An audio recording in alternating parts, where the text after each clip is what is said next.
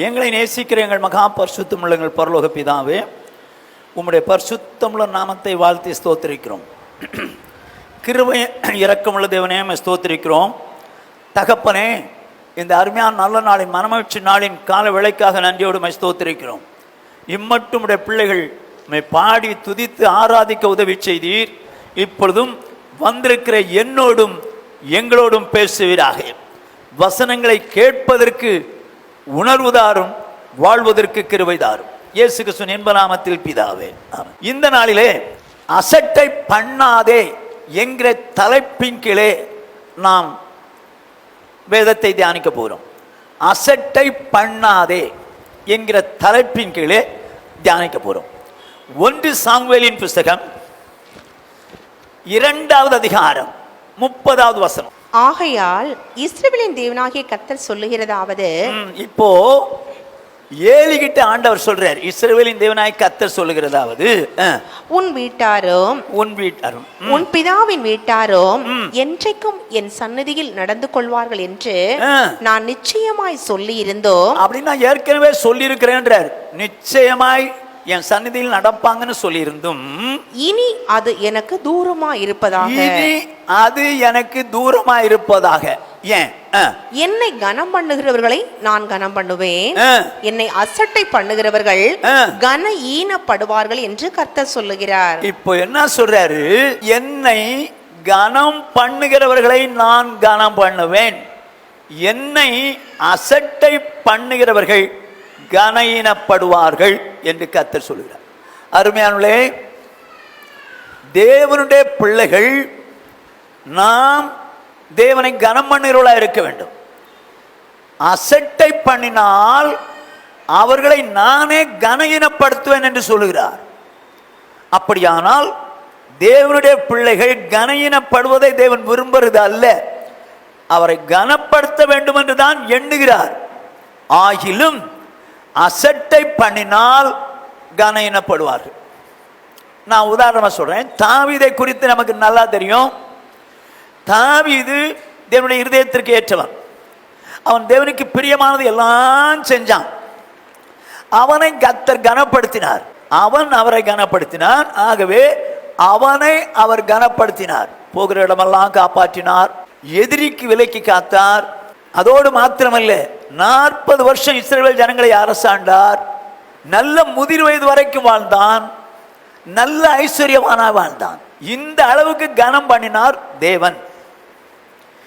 ஏன் கனம் பண்ணினார் தெரியுமா? தேவனை அவன் கனம் பண்ணினால் கனம் பண்ணான். அதே நேரத்தில் சவுல் தேவனை அசட்டை பண்ணுகிறவனாக இருந்தான். தேவன் சவுலை ராஜாவாக்கினது உண்மை, தேவன் தான் ராஜாவாக்கினார்.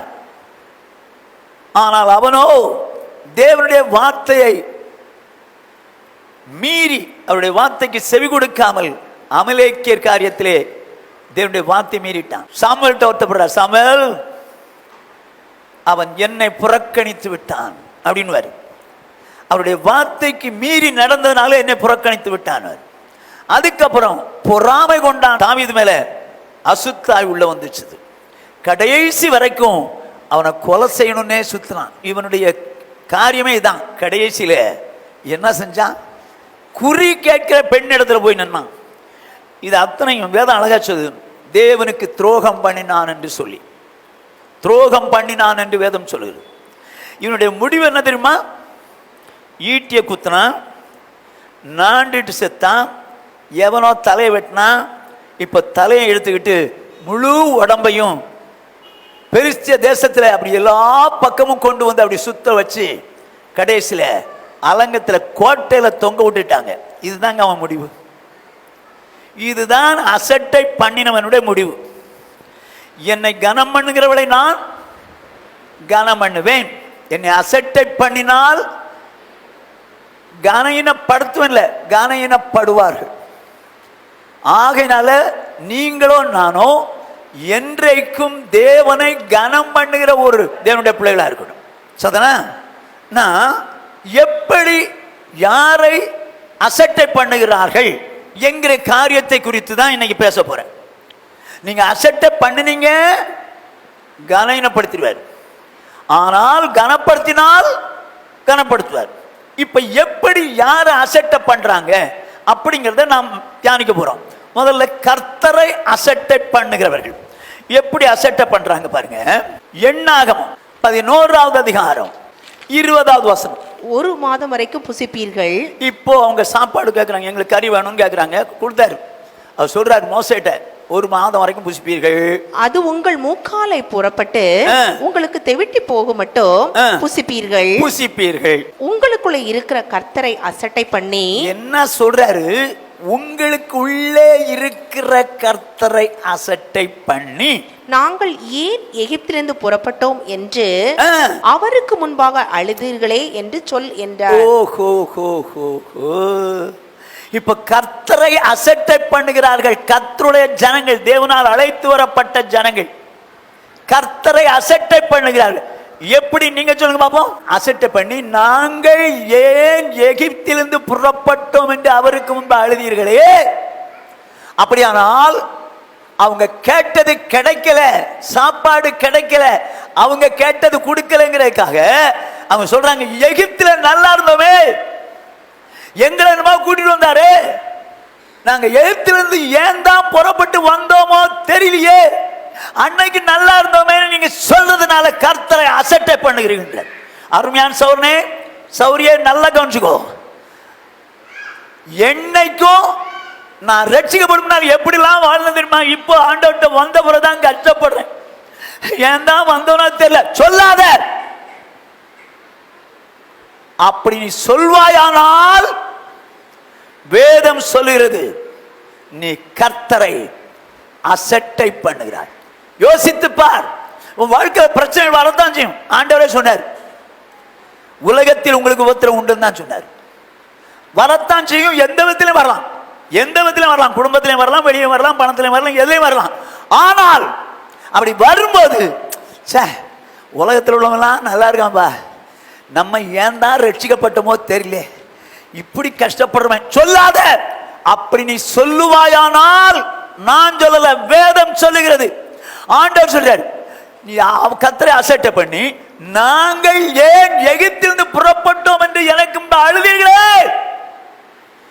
என்னைக்கு நீ நான் பழைய காலத்துல நல்லா இருந்தேங்க, ஆசீர்வாதமா இருந்தேங்க, இங்க வந்த பிறகுதாங்க நான் கஷ்டப்படுறேன் அப்படின்னு சொல்லுவாயானால் என் தேவனை நீ அசட்டை பண்ணுகிறாய்னு அர்த்தம். அசட்டை பண்ணுகிறாய்னு அர்த்தம். இப்ப பாருங்க 18ஆம் வசனம் பாருங்க. நீ ஜனங்களை நோக்கி நாளைக்காக உங்களை பரிசுத்தம் பண்ணுங்கள், நீங்கள் இறைச்சி சாப்பிடுவீர்கள், எங்களுக்கு இறைச்சி சாப்பிட கொடுப்பவர் யார் என்றும், எகிப்திலே எங்களுக்கு சௌக்கியமா இருந்தது என்றும், எகிப்திலே எங்களுக்கு சௌக்கியமா இருந்தது என்றும் கர்த்தருடைய செவிகள் கேட்க அழுதீர்களே.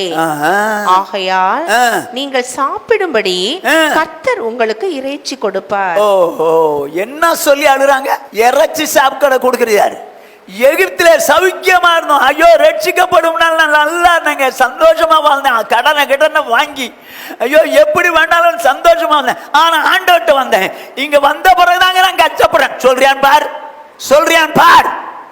அப்படி நீ சொல்லுவாயானால் நீ கர்த்தரை அசட்டை பண்ற.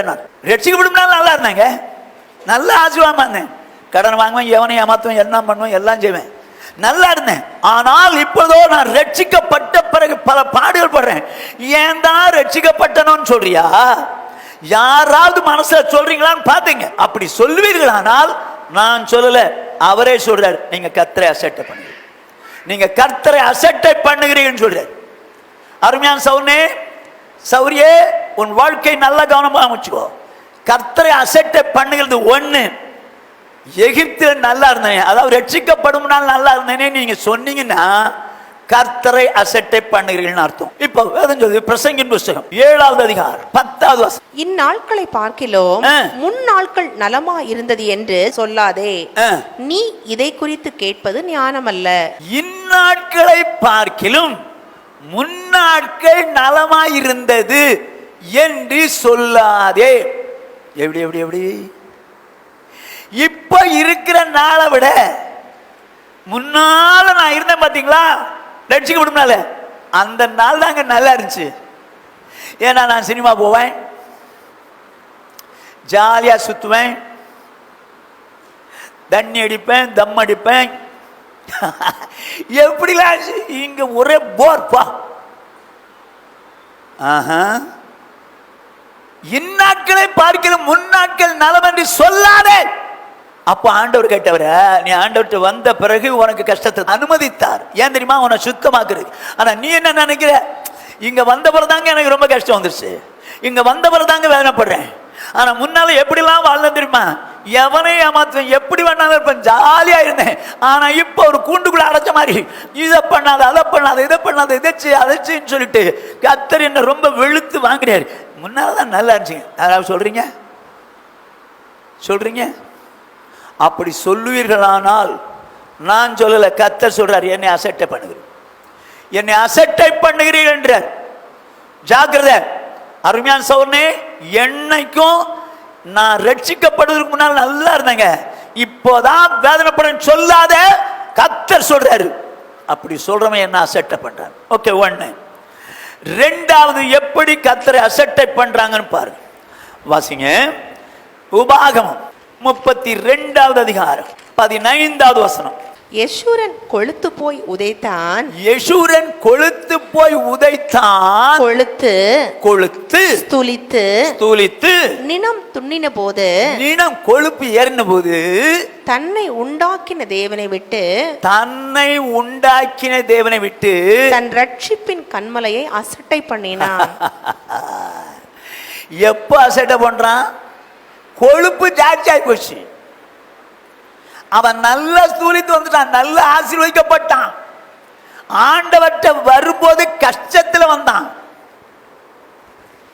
கஷ்டப்பட்டவனாய் வந்தான். ஆனா ஆண்டவர்கிட்ட வந்த பிறகு ஆண்டவர் ஆசீர்வதிச்சாரு.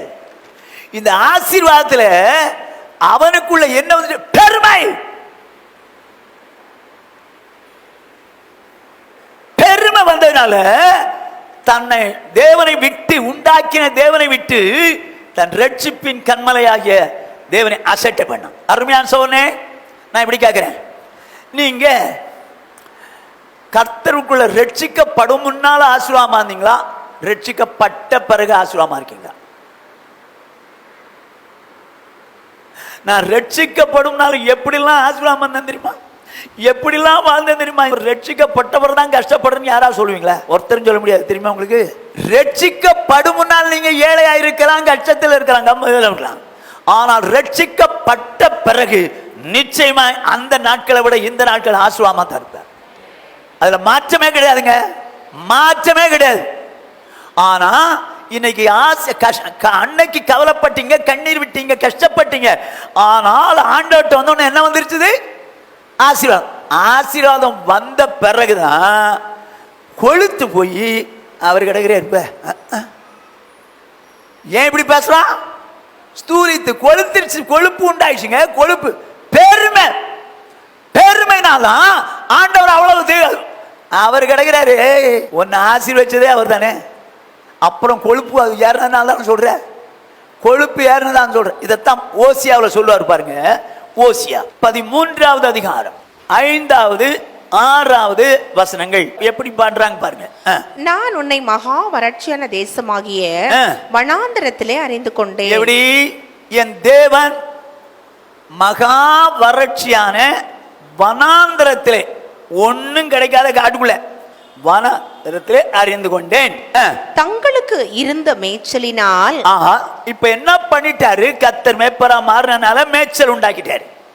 வனாந்தரத்தில் தெரிந்து கொண்டார். இப்பொழுதோ தங்களுக்கு இருந்த மேய்ச்சல் திருப்தி ஆனார்கள். திருப்தி ஆகிட்டார். அவங்க ஜனங்களை திருப்தி ஆகிட்டார்.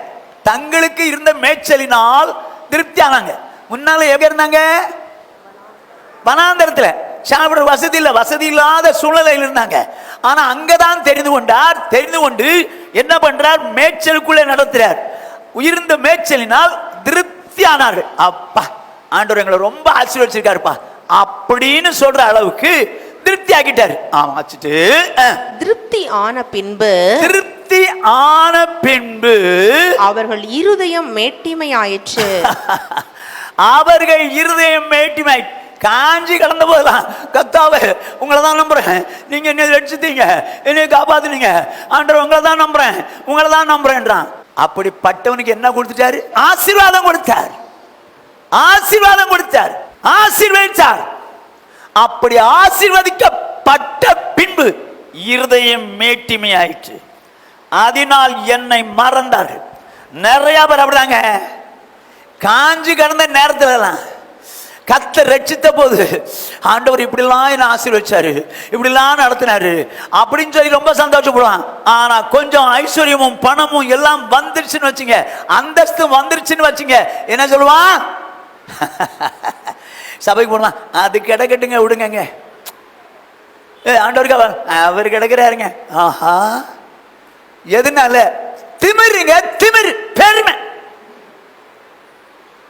அதனால கர்த்தர் சொல்ல, என்ன அசட்ட பண்றிய, ஜாக்கிரதை. உன்னை இந்த அளவுக்கு கர்த்தர் ஆசீர்வதித்து வைத்திருக்கிறார். ஆனால் கர்த்தர் போட்ட பிச்சை. என்ன சொல்றீங்க?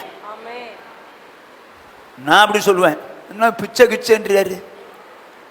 கிருபை தானே, பிச்சை தானே.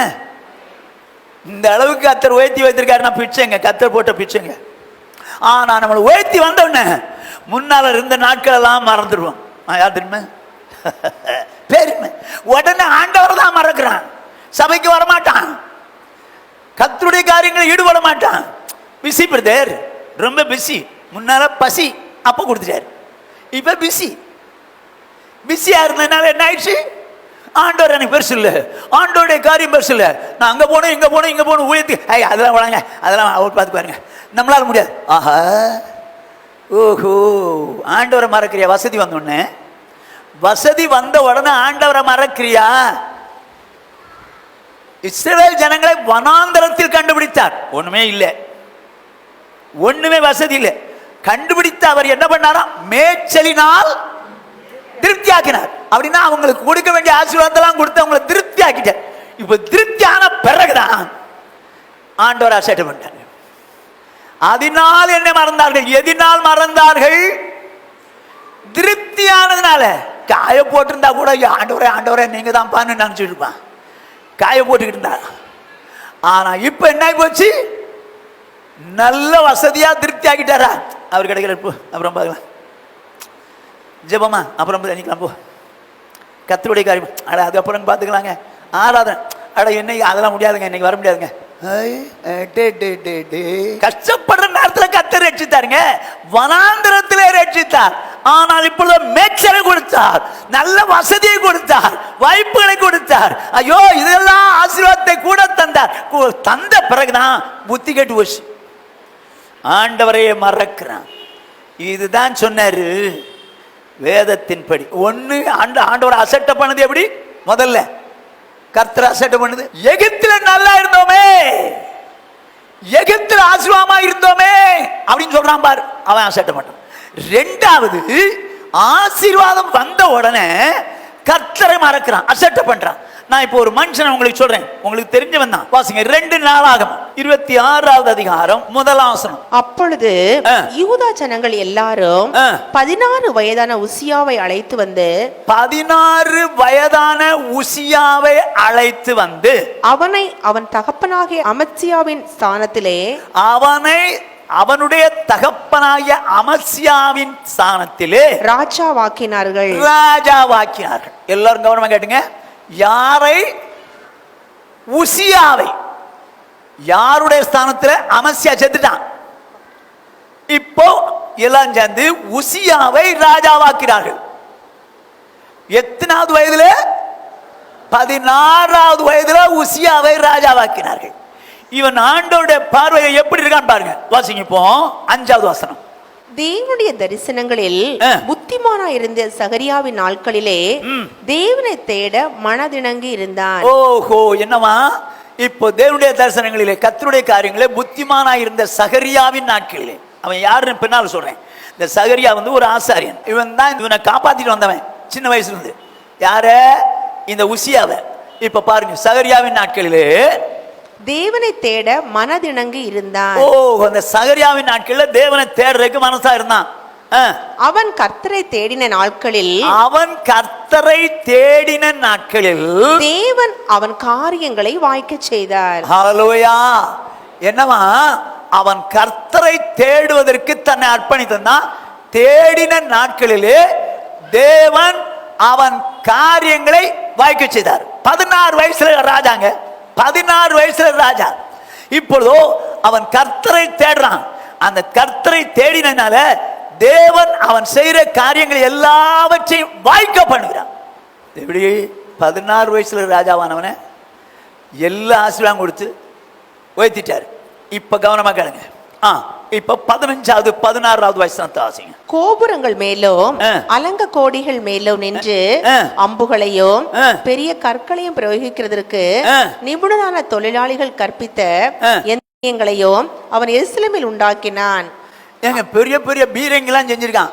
இவன் தான் கண்டுபிடிச்சு நிபுணரான தொழிலாளிகள் கற்பித்த இயந்திரங்களை தான் அப்போதான் அவன் செஞ்சிருக்கிறான்.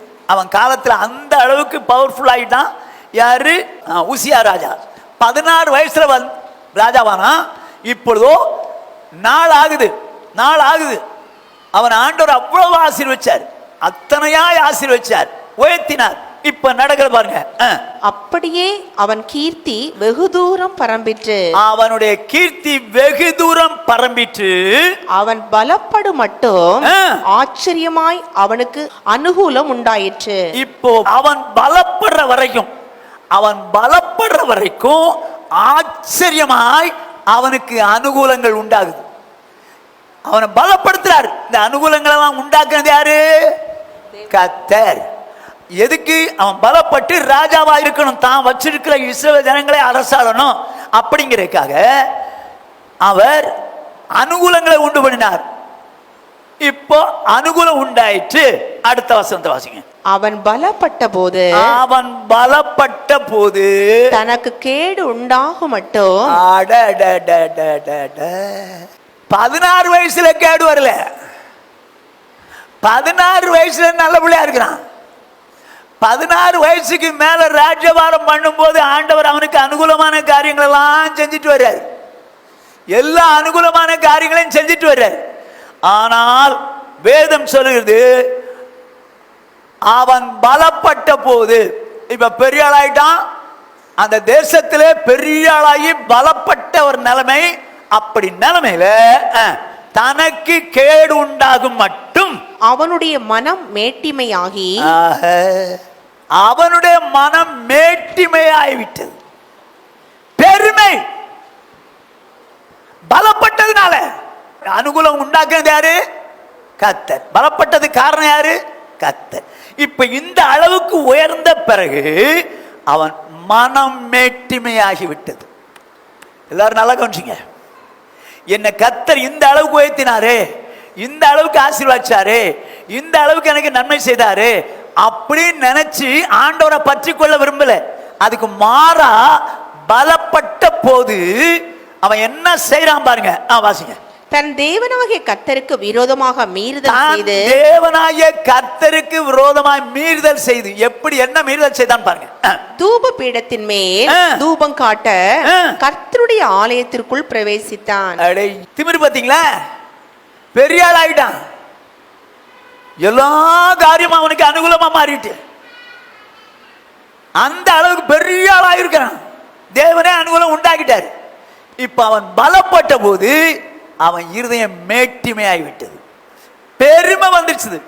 பெருமை வந்ததுனால அவன் என்ன செஞ்சான் பாருங்க. கர்த்தருக்கு விரோதமாய் மீறுதல் செய்தான். அப்படி என்னதான் மீறுதல் செய்தான்? தூப பீடத்தின் மேல் தூபம் காட்ட கர்த்தருடைய ஆலயத்திற்குள் பிரவேசித்தான். இது அவன் காரியமாங்க? இது அவன் காரியமா? ஆசாரியர்களுடைய காரியம். ஆனால் இவனோ வசதி வந்துருச்சு, வாய்ப்புகள் வந்துருச்சு, பெரிய ஆள் ஆயிட்டான். அநேகருக்கு முன்னால பலப்பட்டு தேவன் அனுகூலமான காரியங்களை செய்ய செய்ய கீர்த்தி பெருகிச்சு. பலப்பட்ட உடனே புத்தி கெட்டுச்சு. மனம் மேட்டிமையாகி போடுங்க. மனம் மேட்டிமையாகி ஏழையா இருக்கிற வரைக்கும் ஆண்டவரே தோத்திரம் தோத்திரம் தோத்திரம் தோத்திரம். கொஞ்சம் வசதி வந்த உடனே ஆண்டவரே குட் மார்னிங். பெருமை, பெருமையில அசட்டை பண்ண பாருங்க. அடுத்த பிரதர், ஹலோ நல்லா இருக்கீங்களா பிரதர்? பிரைஸ்லா பிரதர். இது என்னடா இது? ஆனால் ஏழையா இருக்கும்போது பிரதர் பிரைஸ் லார்ட் பிரதர். சரி பிரதர். இவனே பிரைஸ் லார்ட் சொல்லுவான். கொஞ்சம் வசதி வந்தோடனே அடுத்தவன் பிரைஸ் லார்ட். ரைட் ரைட் தோத்து பெருமை பார்த்தீங்களே. சரி, இப்ப கவனிங்க.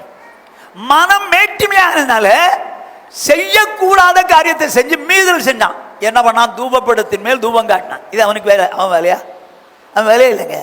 இது ஆசாரியோட. இப்ப என்ன நடக்கும் பாருங்க அடுத்த வசனம். ஆசாரியனாகிய அசரியாவோ அவனுடைய கூட கர்த்தரின் ஆசாரியரான பராக்கிரமசாலிகளாகிய 80 பேரும் அவன் பிறகே உட்பிரவேசித்து. என்ன ஆகி போச்சு? இவன் ஆசாரியன். யாரு? அசரியா. அவனோடு கூட 80 ஆசாரிகள் உள்ள போயிட்டாங்க. பராக்கிரமசாலிகளான 80 ஆசாரி. சும்மா பட்டுப்பட்டா இருக்கிறவங்க பராக்கிரமசாலிகளாகி 80 பேர் உள்ள நுழைஞ்சிட்டாங்க. எதுக்குள்ள? தேவனுடைய ஆலயத்துக்குள்ள. ஆலயத்துக்குள்ள நுழைஞ்சு என்ன சொல்றாங்க பாருங்க. ராஜாவாகிய உசியாவோடு எதிர்த்து நின்று இப்ப 18 வசனத்தை வாசிக்கிறாங்க பாருங்க. உசியாவே, கர்த்தருக்கு தூபம் காட்டுகிறது உமக்கு அடுத்ததல்ல. கர்த்தருக்கு தூபம் காட்டுறது உங்களுக்கு வேலை இல்லை. நீங்க ராஜா, ஒழுங்கா ராஜஸ்தானத்தை வச்சு ராஜ்யத்தை அரசாளுங்க. ஆனா கர்த்தருக்கு தூபம் காட்டுறது உங்களுக்கு இல்லை. ஏன் தூபம் காட்டினான்னு சொல்லுங்க. பெருமைங்க, மனம் மேட்டுமே. நான் ராஜா, நான் செய்வேங்க. எவன் கேட்பான்? ஆனா 16 வயசுல இருக்கும்போது யார் சொன்னாலும் ரைட்டுங்க, நீங்க சொல்லி கொடுத்தீங்கன்னா நான் செய்வேங்க. அப்படி வாழ்ந்த அவனை கர்த்தர் எல்லாவற்றையும் அனுகூலமாக்கி அவனை எல்லாருக்கும் மேல உயர்த்திட்டாரு. இந்த உயர்ந்து போன பிறகுதான் மனம் மேட்டிமையாகி தேவனுக்கே துரோகம் பண்றான். சௌரனே சௌரிய கேள். நீ ஏழையா இருக்கும்போது கத்தாவே கத்தாவே எனக்கு இதை செய்யுங்க, அதை செய்யுங்க, அதை செய்யுங்க, இதை செய்யுங்கன்னு கேட்ப. ஆனால் இன்னைக்கு வசதி வந்தோடனே பெருமை. உன்னை கேட்கறதுக்கு ஆள் இல்லை நினைக்கிறேன். அப்படித்தானே? தேவனுக்கு மீறுதல் பண்ற, தேவனுடைய காரியங்களை சரியா ஈடுபட முடியல உன்னால. இவன் என்ன செய்யறான் பாருங்க. வாசிங்க. தூபம் காட்டுகிறது பரிசுத்தமாக்கப்பட்ட ஆரோனின் குமாரராகிய ஆசாரியருக்கே அடுக்கும். அவங்க சொல்றாங்க. யாரு? உசியாவுக்கு விரோதமா எதிர்த்து நின்று ஆசாரியர்களுக்குரியதான் இந்த வேலை. பரிசுத்த ஸ்தலத்தை விட்டு வெளியே போம், மீறுதல் செய்தீர், இது தேவனாகிய கர்த்தராலே உமக்கு மேன்மையாக லபியாது என்றார்கள். எங்க ஒரு ராஜாவை ஒரு சர்ச்சை விட்டு வெளியே போக பண்றதுக்கு ஒரு ஆசாரியனால முடியுமா? முடியாது. ஆனா இவன் எதனால அனுப்பப்பட்டான்? தூபம் காட்டினாங்க. ஆசாரியன் செய்ய வேண்டிய காரியத்தை இவன் செஞ்சான். அது ஆண்டவருக்கு முன்பா சரியா கிடையாது. ஏன் செஞ்சான் தெரியுமா? பெருமை, மேட்டிமை. மேட்டிமையா இருந்ததுனால ஆசாரிகள் செய்யறது நானும் செய்வேன் பா, எவனும் கேட்க முடியாதா? இப்போ ஆசாரிகள் சொல்றாங்க, ஓ போயிரியா, சர்ச்சை விட்டு போயிரு, இது உனக்கு மேன்மையா லபியாது, இது ஆசாரிகள் செய்யற காரியம், போன்னு சொன்னா இவன் என்ன பண்றான் பாருங்க, திமிரில. அப்பொழுது உசியா கோபம் கொண்டான். உசியா கோபம் கண்டான். அவன் தூப கலசத்தை தன் கையிலே பிடித்து. உசியா கோபம் கண்டான். அப்பொழுது, எப்பொழுது? ஆசாரியர்கள் பேசின போது உசியா கோபம் கொண்டான். அவன் தூப கலசத்தை தன் கையிலே பிடித்து. தூப கலசத்தை தன் கையிலே பிடித்து ஆசாரியரோடு கோபமாய் பேசுகிற போது. ஆசாரியரோடு கோபமாய் பேசுகிற போது ஆசாரியருக்கு முன்பாக கர்த்தருடைய ஆலயத்திலே தூப பீடத்தின் முன் நிற்கிற அவனுடைய நெற்றியிலே குஷ்டரோகம் தோன்றிற்று. அடிச்சாரு அடி. என்னை கனம் பண்ணுனா கனம் பண்ணுவேன், என்னை அசட்ட பண்ணா கனம் போடுவார். ஏங்க ஆசாரிகள் கூட தப்பு சொல்லல, ராஜா இது உமக்குரியது அல்ல, இது ஆசாரிகளுக்குரியது, அதனால வெளியே போயிருங்க, தூபம் காட்டாதீங்க அப்படின்னு சொல்றாங்க. ஏய் நீ என்னடா கேக்குறது, நீ என்ன பேசுறது அப்படின்னு கோபம் கொண்டான் என்று இருக்கு.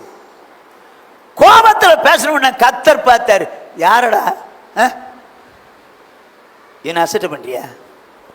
உடனே நெத்தியில குஷ்டம் வந்துச்சு, உடனே அனுப்பிச்சு விட்டாங்க, போங்க வெளியே போயிட்டான். சாகிற வரைக்கும் அவன் சர்ச்சுக்குள்ளே வர முடியல. ராஜாவா பேருக்கு தான் இருந்தாங்க, அவன் மகன் தான் காரியங்களை செஞ்சான். அருமையான சௌரிய சௌனே கேள், உன்னை கர்த்தர் எளிமையா இருந்த போது ஆசீர்வதித்தார், உன்னை மேன்மையா வைத்திருக்கிறார். ஆனா இப்போ பெருமைனால நீ கர்த்தருக்கு விரோதமா செய்யற சபைக்கு வரணும், எனக்கு டைம் இல்லை பிரதர். ஆண்டோட ஜெபம் அதெல்லாம் அப்புறம் பார்த்துக்குவோம், பைபிள் நிறைய அதெல்லாம் அப்புறம் பார்ப்போம். அன்னைக்கு கஷ்டப்பட்டுட்டு இருந்த போது, அன்னைக்கு ரொம்ப கஷ்டப்பட்டுட்டு இருந்த போது கர்த்தர் உயர்த்தினாரா?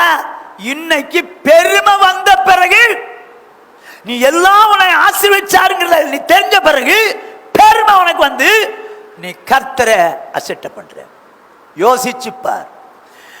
என்னதான் கர்த்தர் வானம் அளவுக்கு நமக்கு ஆசீர்வாதம் தந்தாலும் நம்ம ஆண்டவர் போட்ட பிக்சர்னு கர்த்தருக்கு பிரியமா இருக்கணும். ஆமென், ஹல்லேலூயா. என்னைக்கும் கர்த்தர் தந்த ஆசீர்வாதத்தை மறந்துச்சு. அங்க வேதம் அழகா சொல்லுது, வனாந்தரத்தில் உன்னை தெரிந்து கொண்டேன், கஷ்டப்படுத்திட்டு இருந்த நேரத்தில் தெரிந்து கொண்டேன், உனக்கு ஒண்ணு இல்லாத நேரத்தில் தெரிந்து கொண்டேன். ஆனா இன்னைக்கு மேய்ச்சல் நாள் திருப்தியாகி விட்டாய்.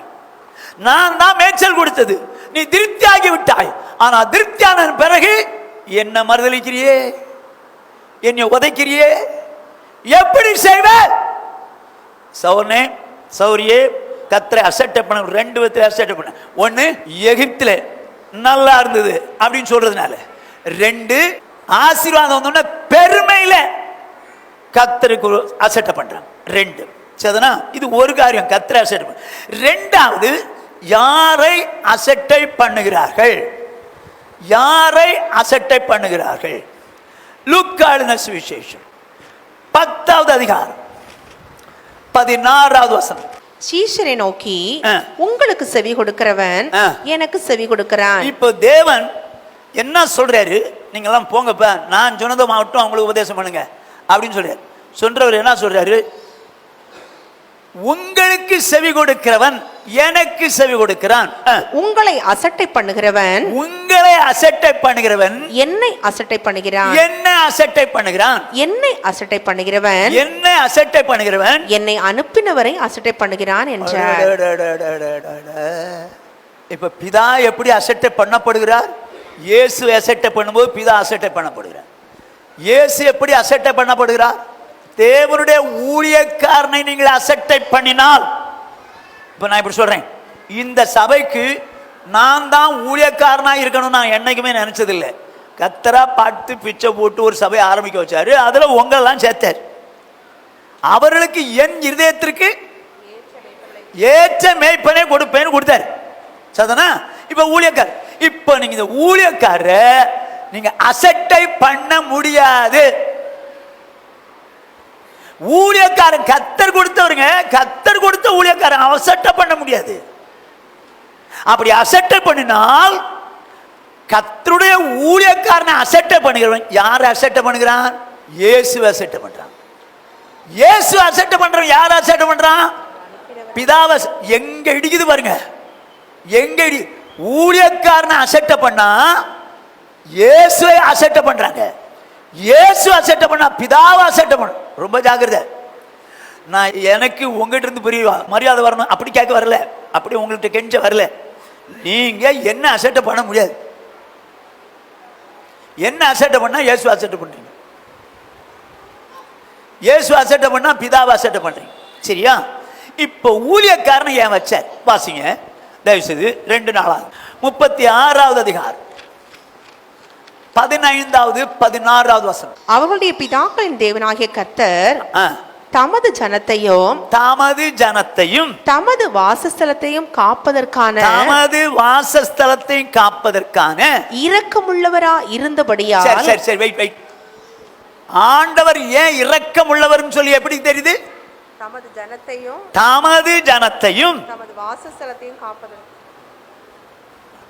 தமது வாசஸ்தலத்தின் சபை காப்பதற்கான இரக்கமுள்ளவர். சோ தேவ ஜனத்தை, சபைக்குள்ள இருக்கிற தேவ ஸ்தலத்தையும் சபையையும் காப்பாற்றுவதற்கு தேவன் இரக்கமுள்ளவராக இருந்தார். அதனால என்ன பண்ணிட்டார் பாருங்க, அவர்களிடத்துக்கு தம்முடைய ஸ்தானாபதிகளை ஏற்கனவே அனுப்பினார். அவர்களிடத்திற்கு, யாருக்கு? தம்முடைய ஜனத்திற்கு. தம்முடைய ஜனத்தையும் வாசஸ்தலத்தையும் காப்பாற்றுவதற்கு இரக்கம் உள்ளவராக இருந்ததுனால தம்முடைய ஜனத்திற்கு தம்முடைய ஸ்தானாதிபதியிலே இருக்க. அது யாரு ஸ்தானாபதி? ஊழியக்காரன். எதுக்காக கர்த்தர் ஊழியக்காரனை வச்சிருக்காரு? தம்முடைய ஜனத்துக்காக வசனம் சொல்லணும், சபையை காப்பாத்துறது. இதுக்கு தாங்க ஊழியக்காரன் வச்சிருக்காரு. தேவனுடைய ரெப்ரசன்டேட்டிவ் அவர். ஊழியக்காரன் தேவனுடைய ரெப்ரசன்டேட்டிவ், பிரதிநிதி, அம்பாசிடர். வேதம் அப்படிதான் சொல்லணும். மல்கியா தீர்க்கதரிசன புத்தகம் 2 அதிகாரம் 7ஆம் வசனத்தை படிப்போம். ஆசாரனுடைய உதடுகள் அறிவை காக்க வேண்டும், வேதத்தை அவன் வாயிலே தேடுவார்களே, அவன் சேனைகளுடைய கர்த்தரின் தூதன். ஊழியக்காரன் அவன் சேனைகளின் கர்த்தருடைய தூதன், அம்பாசருங்க. ஊழியக்காரன் கிள்ளுகிற இல்ல. நான் இப்படி சொல்றேங்க, நீங்க கொடுக்குற தசம்பாரத்தில் அதில் தான் நான் சாப்பிட்றேன். நான் இல்லைன்னு சொல்ல, நான் எங்கேயும் போய் சம்பாதிக்கல, நீங்க கொடுக்கறதெல்லாம் சாப்பிட்றேன். சதானா? நீங்க கொடுக்கறதெல்லாம் தான் ஈபி கட்டுறேன், நீங்க கொடுக்கறதெல்லாம் பெட்ரோல் போடுறேன், ப்ரொவிஷன். நீங்க கொடுக்கறதெல்லாம் நான் எல்லாம் செய்கிறேன். மீதி என்ன பண்ணலாம்? நான் கத்தருக்குன்னே கொடுத்துறேன், கத்தருக்குன்னு கொடுத்துறேன். நான் கொடுத்தேங்க, நான் கொடுத்து நான் வயிறு வளர்க்குறேன் இவங்களை. இந்த ஊழியக்கார குடும்பத்தை நான் கொடுத்தான் காப்பாத்துறேன். அதனால நான் சொல்றபடிதான் நிக்கணும், செய்யணும். சொல்லிவிட போறீங்க என்னைக்கும், என்னைக்கும் சொல்லிவிட போறீங்க. கர்த்தருடைய ஊழியக்காரனை கர்த்தர் வைத்தார். எதுக்கு வச்சாரு? தம்முடைய ஜனத்தை காக்கவும் சபையை காக்கவும். இதுக்குதான் வச்சாரு. ஜனத்திற்கு வசனத்தை சொல்லணும், சபையை காப்பாற்றணும், எப்படியாவது காப்பாற்றணும். அதுக்கு தான் கர்த்தர் ஸ்தானாபதியா வச்சார் ஊழியக்காரன். அவன் சேனையின் கர்த்தருடைய தூதன். நீங்க ஒண்ணு, அதாவது கிள்ளுகிற நான் கொடுக்கறதெல்லாம் சாப்பிட்டு இருப்பேன். நான் மன்னிக்கணும். ஒரு சிலர் போன் அடிச்சா எடுக்கவே மாட்டாங்க. நான் அடிச்சா பின்னால பார்த்து எடுத்தா கூட பிரச்சனை இல்லை. அவர் கிடப்பார், அவர் அடிச்சு எங்க என்ன, நான் உங்க ஊழியக்காரன், நான் உங்களுக்கு போன் அடிச்சா நீங்க எடுக்கக்கூடாதா? ஏன்? அவருக்கு என்ன நமக்கு சொல்லிட்டு பேசுன அவர்கிட்ட. நீங்க கர்த்தருடைய ஊழியக்காரனை அசட்டை பண்ணினால் இயேசுவை அசட்டை பண்றீங்க, இயேசுவை அசட்டை பண்ணினால் பிதாவை அசட்டை பண்றீங்க. வேதம் சொல்லுது, எபிரேயர் 13ஆம் அதிகாரம் 17ஆம் வசனம், உங்களை நடத்துகிறவர்கள் உங்கள் ஆத்துமாக்களுக்காக உத்தரவாதம் பண்ணுகிறவர்களாய், உங்கள் ஆத்துமாக்களுக்காக உத்தரவாதம் பண்ணுகிறவர்களாய் விழித்திருக்கிறவர்கள் ஆனபடியால் அவர்கள் துக்கத்தோட அல்ல சந்தோஷத்தோட அதை செய்யும்படி, உங்களை அதை சந்தோஷத்தோடு செய்யும்படி. எதை சந்தோஷத்தோடு செய்யும்படி? உங்களை நடத்துறாங்க பாத்தீங்களா, உங்களை நடத்துற விஷயத்துல நீங்க சந்தோஷமா அதை செய்யும்படி அவர்களுக்கு கீழ்ப்படிந்து அடங்குங்கள். அடே அடே அடே அடே அடே, அவர்களுக்கு கீழ்ப்படிந்து அடங்குங்கள். நான் சொல்லலப்பா, வேதம் தான் ஆவியானோ எழுதி வச்சிருக்காரு. பாஸ்டர் அவர் இஷ்டத்துக்கு சொல்றாரு பாரு, அப்படி நீங்க சொல்லவே முடியாது. வேதத்துல எழுதி இருக்கிறத உங்களுக்கு சொல்லி கொடுக்குறேன். வெளிப்படுத்தின விசேஷம் எடுக்காதீங்க. அதுல சபையில் உள்ளவங்க தப்பு பண்ணா யார்கிட்ட கேட்கிறாரு? ஊழியக்காரங்கிட்ட கேட்கிறாருங்க. என்கிட்ட தான் கேட்பாரு. உங்ககிட்ட நீங்க தப்புனீங்கன்னா, ஏய் இப்படி எல்லாம் இருக்கிறாங்க, நீ சரி பண்ண தெரியல உனக்கு, என்கிட்ட கேட்பாருங்க. என்கிட்ட கேட்பாரு. கீழே அவருடைய உபதேசத்தை கேட்கிறவங்க உங்ககிட்ட இருக்கிறாங்க பாரு. ஜனத்தை நடத்துற நீ ஒரு சபையின் ஊழியக்காரன் கேட்கிறாருங்க. உங்ககிட்ட பிரச்சனைனா என்கிட்ட தான் கேட்பாரு. இவங்க எல்லாம் இப்படி இருக்காங்க, ஒழுங்கா சொல்ல தெரியாதா? அதனால தாங்க காட்டுத்தனமா கத்துறேன், எப்படியாவது சரியாயிடுவாங்கன்னு சொல்லி வெறி பிடிச்சு கத்துறேன். நீ உங்களை சரியாக்கணுங்கிறதுக்காக தாங்க, உங்க மேல கோபத்துல கத்தலைங்க, உங்களை சரியாக்கணுங்கிற எண்ணத்துல கத்துறேன்.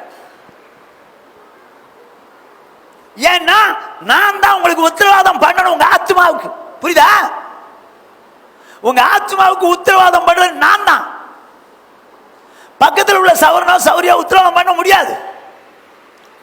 என்கிட்ட ஆண்டவர் பொறுப்பு கொடுத்திருக்காரு. சொல்லிட்டு என்ன சொல்றார் பாருங்க, அவர்கள் துக்கத்தோடு அப்படி செய்தால், எவர்கள் உங்களை நடத்துகிறவர்கள் துக்கத்தோடு அப்படி செய்தால் அது உங்களுக்கு பிரயோஜனமா இருக்க மாட்டாதே. அது உங்களுக்கு பிரயோஜனமா இருக்க மாட்டாது.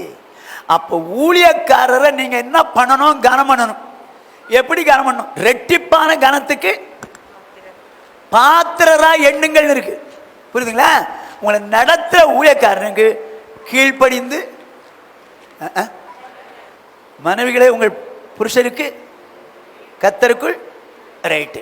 பிள்ளைகளே உங்கள் பெற்றோருக்கு, பிள்ளைகளே உங்கள் பெற்றோருக்கு வசந்தில் பெற்றவங்க தான் சொல்றீங்க. நான் ஒரு நாள் ஒரு சிஎஸ்ஐக்காரரை சந்திச்சேன். அவருக்கு கொட்டாய் வந்துருச்சு. நான் பேசிட்டு போது விடுறது கொட்டாய், அதுக்குள்ள சிலுவை போடுறாரு. ஆனா சிலுவைக்கு இருக்கிற மேன்மை கூட இயேசு கொடுக்க மாட்டாங்க. தெரியுமா உங்களுக்கு? இயேசுவுக்கு அந்த மேன்மையை கொடுக்க மாட்டாங்க. இப்பவும் சொல்றேங்க, இந்த சிலுவை வந்து ஒரு கொலை மரம். நம்ம சபையார் எல்லாருக்கும் தெரியும், அது ஒரு கொலை மரம். இயேசு அதுல தொங்கினால பரிசுத்த ஆயிடுச்சுன்னு, ஏதா புனிதமாயிடுச்சுன்னு யாராவது சொல்ல முடியுமா? எங்கேயா வசனம் இருக்கா? இல்லைங்க. மரத்திலே தூக்கப்பட்டவன் எவனும் சபிக்கப்பட்டவன் என்று எழுதியிருக்கிறபடி கிறிஸ்து நமக்காக சாபமாகி நியாயப்பிரமாணத்தின் சாபத்தின் நம்ம நீங்களாக்கி மீட்டு கொண்டார். சிலுவை என்ன மரம்? சபிக்கப்பட்ட மரம். அதுல சபிக்கப்பட்ட மரத்தை அவர் தொங்கினால பரிசுத்தமானது எங்கேயா இருக்கா? இல்லையே. அப்படி இருக்க நீ சிலுவையை கழுத்துல போட்டிருக்கிய, சிலுவை தொங்க போட்டிருக்கீங்க. சிலுவைய கொஞ்சம் கஷ்டப்பட்டேன் அப்படின்னு முத்தி போட்டுருவான். நான் இப்படி கேட்குறேங்க, இயேசு தொங்கினால பரிசுத்தம் ஆச்சுன்னு சொல்லி சிலுவை போட்டிங்கன்னு வச்சுங்க, அது யூதர்களுக்கு கொடுக்கப்பட்ட தண்டனையில ஒன்று, மரத்தில் தூக்கணும்.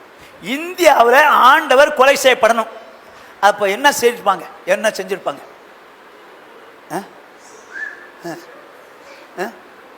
தூக்கு கயிறுல தொங்கணும்.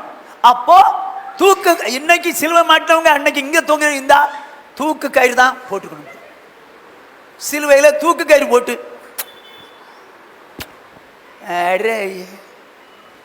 விசுவாசிகளே, இப்ப பாருங்க, கவனமா கேளுங்க.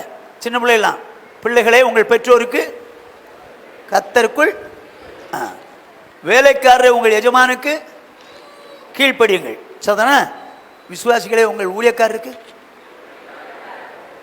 கரெக்டா சொல்றீங்களே, கீழ்ப்படிந்த அடங்குங்கள். நான் சொல்லலைங்க, நான் சொல்லல, கர்த்தர் சொல்லி வச்சிருக்காரு.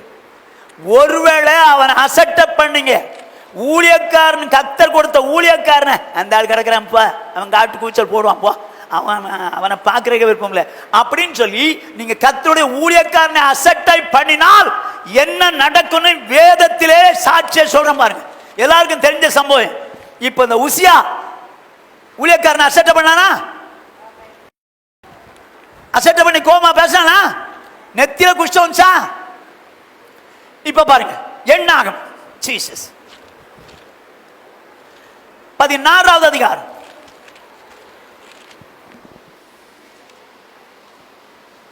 எல்லாருக்கும் தெரிஞ்ச வசனங்கள். மோசேக்கும் ஆரோனுக்கும் விரோதமாக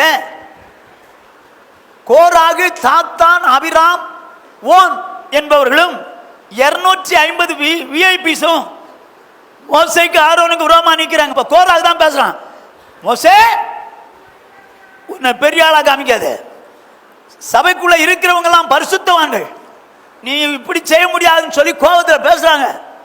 அவன் ஆண்டவர்கிட்ட பட்டுன்னு விழுந்துட்டான். ஆண்டவரே இப்படிலாம் பேசுறாங்க. அதுக்கு மேல நடந்ததெல்லாம் உங்களுக்கு தெரியும். இப்போ அவன் எதுக்கு இப்படி வந்து கேட்டான் தெரியுமா? ஆசாரிய பட்டத்தை தேடுகிறீர்களோ? அப்படின்னா ஆரோனை போல ஆசாரியனா மாறிடணும்னு சொல்லி அவனுக்கு ஆசை கோராக்கு. அதனால தான் அவளை கூட்டத்தை கூட்டிட்டு விட்டான். சரி, இப்ப பாருங்க, வாசிப்போம் அதே அதிகாரம் 12, 13, 14. பின்பு மோசே எலியாபின் குமாரராகிய தாத்தானையும் அபிராமையும் அழைத்து அனுப்பினான். அவர்கள் இப்ப யார்கிட்டயா சொல்லி அனுப்புறான், கொஞ்சம் தாத்தானையும் அபிராமையும் கொஞ்சம் வர சொல்லுப்பா, தாத்தானையும் அபிராமையும் கொஞ்சம் வர சொல்லுப்பா அப்படின்னு சொல்லி ஆளை விட்டு அழைத்து அனுப்பினான். அவர்கள் நாங்கள் வருகிறது இல்லை. என்ன சொல்றாங்க? நீங்க கூப்பிட்டது யாருங்க? மோசே, தேவனுடைய தாசன், தேவனுடைய ரெப்ரசன்டேட்டிவ். ஜனத்தை காப்பதற்கும் சபையை காப்பதற்கும் ஜனத்தை நடத்துவதற்கும் ஏற்படுத்தப்பட்டவன். அவன் கூப்பிடுறான், அவங்க சொல்றாங்க நாங்கள் வர்றதில்லை. மோசே யார்கிட்ட சொல்றாங்க? கூப்பிட வந்தவன் நாங்கள் வருகிறது இல்லை. இந்த வனாந்தரத்தில் எங்களை கொன்று போடும்படி பாலும் தேனும் ஓடுகிற தேசத்திலிருந்து எங்களை கொண்டு வந்தது அற்ப காரியமோ? இங்க கடந்த போது செத்து போயிருவோம், எங்களை காப்பாத்துக்கன்னு கலர்னாங்க. இப்ப என்ன சொல்றானுங்க? இந்த வனாந்தரத்துல கொண்டு வந்தீங்களே, அங்க பாலும் தேனும் ஓடுற தேசத்துல இருந்தோம், எங்க வா எழுத்த சொல்றானுங்க. அங்க இருக்கும்போது நாங்க சாப்பிடமே எங்களுக்கு இப்படி ஒண்ணுங்க, ஐயோ எங்கள் ஜீவன் எங்களுக்கு கசப்பா போகுதுன்னு கத்துறானுங்க. இப்ப என்ன சொல்றானுங்க மோசே கிட்ட? நாங்க வர்றதில்ல, பாலும் தேனும் ஓடின அந்த தேசத்தில் அழைத்து வந்தது என்ன? எங்கள் மேல் துரைத்தனமும் பண்ண பார்க்கிறாயோ? ஓ, துரைத்தனம் பண்ணுகிற பார்க்கிறாயோ, ஆள பார்க்கிறாயோ? மேலும் நீ எங்களை பாலும் தேனும் ஓடுகிற தேசத்துக்கு கொண்டு வந்ததும் இல்லை, எங்களுக்கு வயல்களையும் திராட்சை தோட்டங்களையும் சுதந்திரமாக கொடுத்ததும் இல்லை. எங்க இவனாங்க தரேன்னா தேவன் சொன்னதை சொன்னான். ஆனா நீ குடுக்கறியே, நீ குடுக்கறியே. தேவன் கொடுத்தாதான் கொடுப்பான். தேவன் கர்த்தர் கொடுத்தாருன்னா கொடுக்க போறான். நீ எங்களுக்கு கொடுக்கலையே, வயலையும் திராட்சை தோட்டங்களையும் எனக்கு சுதந்திரமா கொடுத்தது இல்லை. இந்த மனிதனுடைய கண்களை பிடுங்க பார்க்கிறாயோ? நாங்கள் வருகிறது இல்லை என்றார்கள். தேவனால் ஏற்படுத்தப்பட்ட ஊழியக்காரனாகிய மோசே சொல்றாங்க, நாங்கள் வருவதில்லை. இந்த ஜனங்களின் கண்ணை பிடுங்க பாக்கிய, நாங்க வர்றதில்லை அப்படின்னு சொல்றான். கூப்பிட்டது யாரு? நடத்துகிற மோசே சொல்லி அனுப்புறாங்க, நாங்க வர்றதில்லைங்க, எங்க கண்ணை பிடுங்க பாக்குறிய, என்னமோ தர போற அப்படியாக்கு இப்படியாக்குன்னு சொன்னீங்க, ஒண்ணுமே தெரியல, நான் வர்றதில்லைன்ட்டான். இப்ப என்ன சொல்றான் பாருங்க மோசே. அப்பொழுது மோசேக்கு கடும் கோபம் உண்டது. எப்ப கடும் கோபம்? மோசே போல சாந்த குணம் உள்ள மனுஷன் பூமியில இல்லைன்னாரு. ஆனா அவனுக்கு வந்திருக்குது பாருங்க, சாது மிரண்டால். கரெக்டா சொல்றீங்களா வசனம் சொன்ன மாதிரி? அதுதான் தெரியல, இதுவாவது தெரியுதே. கடும் கோபம் உண்டது. அப்ப என்ன நடக்குது பாருங்க. அவன் கர்த்தரை நோக்கி இப்போ வரமாட்டேன்ட்டானுங்க. உடனே அவனுக்கு கடும் கோபம் உண்டாகி கர்த்தரை நோக்கி, அவர்கள் செலுத்தும் காணிக்கையை அங்கீகரியாதிருப்பீராக. யாருக்கு ஆர்டர் போடுறானுங்க பாரு, எங்க யாருக்கு ஆர்டர் போடுறாங்க? ஆண்டவரே, நான் கூப்பிட்டு வரல, என்ன நீங்க தானே வச்சீங்க, கூப்பிட்டு வரல. அவங்க காணிக்கை கொடுத்தாங்க, ஏத்துக்காதீங்க. காணிக்கை கொடுத்தா ஏத்துக்காதீங்க. ஐயோ, யாருக்கு? கர்த்தருக்கு ஆர்டர் போடுறாரியா ஊழியக்காரரு? என்ன அசட்ட பண்றாங்களே, உங்க அசட்ட பண்ண எந்த காணிக்கை வாங்குறீங்க? காணிக்கை வாங்காதீங்க. நான் அவர்களிடத்தில் ஒரு கழுதையை முதலாய் எடுத்துக் கொள்ளவில்லை, அவர்களில் ஒருவனுக்கும் யாதொரு பொல்லாப்பு செய்யவும் இல்லை என்றான். ஒரு கழுதை கூட நாங்க அவன் எடுக்கல, ஒரு பொல்லாப்பு கூட செய்யலாம். இப்படிப்பட்டவனை எதிர்த்து நின்னனால தேவன் எதற்கு ஆசாரியனா ஊழியக்காரனை கொடுத்தார்? தம் ஜனத்தை காக்க, சபையை காக்க. ஆனால் இவர்களோ மோசைக்கு விரோதமா நின்றதுனால, எடுத்து நின்றனால என்ன நடந்தது? பூமி பிளந்து எல்லாரும் உள்ள போனாங்க. ஆனா கோராகினுடைய புத்திரர் மட்டும்தான் சாவல. அவன் எங்க போயிட்டான்? மோசையோடு நின்றுட்டான். 250 பேர் என்ன பண்ணிடுச்சு? அக்னி பட்சித்து போச்சு. ஏன் தெரியுமா? ஏன் ஊழியக்காரன், நான் வச்சிருந்த ஊழியக்காரன், நான் நடத்துறதுக்கு வச்சிருந்தேன், அவங்கள போய் கேள்வி கேட்கறதுக்கோ அவங்கள மிரட்டுறதுக்கு நீ யாரா? நீ யாரு? ஊழியக்காரன் கர்த்தருடைய ரெப்ரசன்டேட்டிவ், ஸ்தானாபதி. ஒருத்தரும் கையை நீட்டி காலை நீட்டி ஏதாவது நான் பேசலாம் கொள்ளலாம்னு நினைக்க முடியாது. கர்த்தர் ஒத்துக்க மாட்டாருங்க, கர்த்தர் ஒத்துக்க மாட்டார். அவன் விழுந்தாலும் எழுந்திருச்சாலும் கர்த்தருக்கே உத்தரவாதி. சரி, இது ரெண்டாவது. ஒண்ணு கர்த்தரை அசட்டை பண்றாங்க. கர்த்தரை அசட்டை பண்றவங்க எப்படி அசட்டை பண்றாங்கன்னு சொன்னீங்க? எகிப்துல நல்லா இருந்தோம் அப்படி சொல்றதுனால. ரெண்டு, நல்ல ஆசீர்வாதங்கள் வந்தோடனே பெருமை வந்து தேவனை என்ன பண்றானுங்க?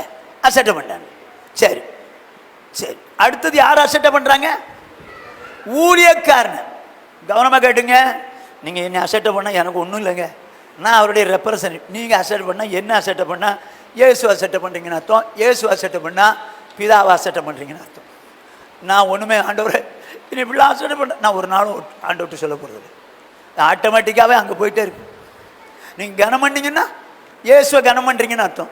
இயேசுவை கனம் பண்ணீங்கன்னா பிதாவை கனம் பண்ணீங்கன்னு. இது நானா சொல்லி ஆண்டவரை இப்படிலாம் கனம் பண்றாங்க, நீங்க கனம் பண்ணுங்க கனம் பண்ணுங்க கனம் பண்ணுங்க நானா சொல்லணும்? ஆட்டோமேட்டிக்கா வந்துடும். சரி, இப்போ அடுத்தது யார் அசட்டை பண்றாங்கன்னு பாருங்க. வாசிங்க நீதிமொழிகளின் புஸ்தகம் 23வது அதிகாரம் 22வது வசனம். உன்னை பெற்ற தகப்பனுக்கு செவிகொடு, உன்னை பெற்ற தகப்பனுக்கு செவிகொடு. உன் தாய் வயது சென்றவள் ஆகும்போது, தாய் வயது சென்றவள் ஆகும்போது அவளை அசட்டை பண்ணாதே. உங்களுக்கோ எனக்கோ இந்த பிள்ளைகளுக்கோ தாயை கொடுத்தது யாரு? தேவன். தேவன் தான் தாயை கொடுத்தது. கவனமா கேட்டுங்க எல்லாரும். ஆனால் வயதாகும் போது தாயை அசட்டை பண்ணாது. சார் இருக்கிற வரைக்கும் அம்மா அம்மா இதை செய்யுங்கம்மா மம்மி, அதை செய்யுங்க மம்மி, இதை கொடுங்க மம்மி, அதை பண்ணுங்க மம்மி அப்படின்னு மம்மி மம்மி மம்மின்னு அம்மி அரைச்ச மாதிரி இருக்கிறதெல்லாம் பண்ணி வாங்கிடுவாங்க.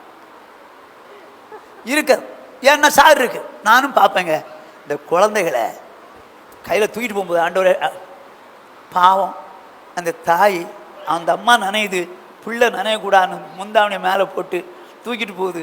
என்ன மாதிரி கொசு கடிக்காம ஈ கடிக்காம காய்ச்சல் வந்தா அப்படி பாதுகாத்து வளர்த்து வர்றாங்களா? அப்பா தூங்குவார், அம்மா இதெல்லாம் செய்வாங்க.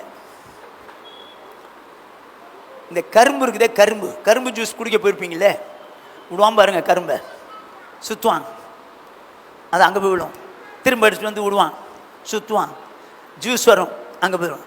கடைசியில் ஜூஸ் இல்லாத சக்கை வரும், என்ன பண்ணுவான்? தூக்கித்தர போட்டுருவான், குப்பத்தோட்டில் போட்டுருவான். அதே போல் மம்மிக்கு அம்மாவுக்கு பலம் இருக்க வரைக்கும், சுகம் இருக்க வரைக்கும், அம்மாட்ட பணம் இருக்க வரைக்கும், மம்மி அம்மா நீங்க தான். இப்போ அம்மாவுக்கு வயசாகி போச்சு, பலவீனப்பட்டாங்க. இப்போ என்ன பண்ணுவீங்க? இப்போ என்ன பண்ணுவீங்க? ஒரு ஊழியக்காரர் எனக்கு தெரிஞ்ச ஒரு விசுவாசிகிட்ட சொல்றாருங்க, ஏய் அவங்களெல்லாம் வச்சு பாதுகாக்க முடியாதுடா அவனால, ஓல்டு ஏஜ் ஹோம்ல கொண்டு போடுடா.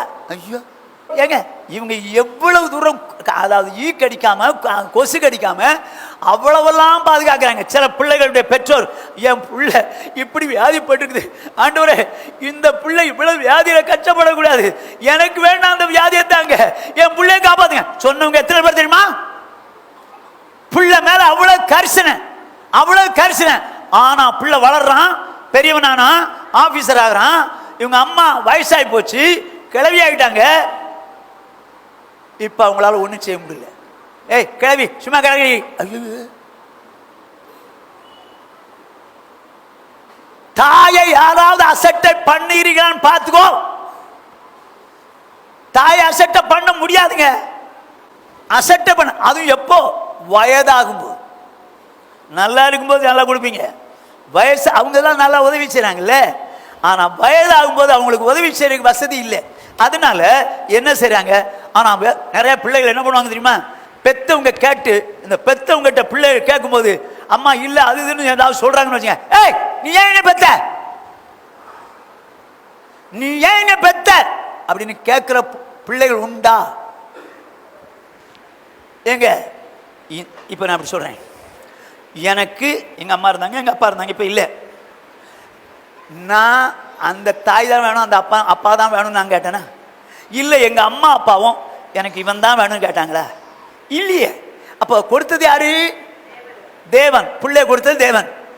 இப்ப அந்த பிள்ளைக்கு தாயை கொடுத்தது யாரு? தேவன். நீங்க அந்த தாயை போய் ஏய் என்னடி அமைதியா கடடி, அமைதியா இரு, அசட்டை பண்ணாதீங்க.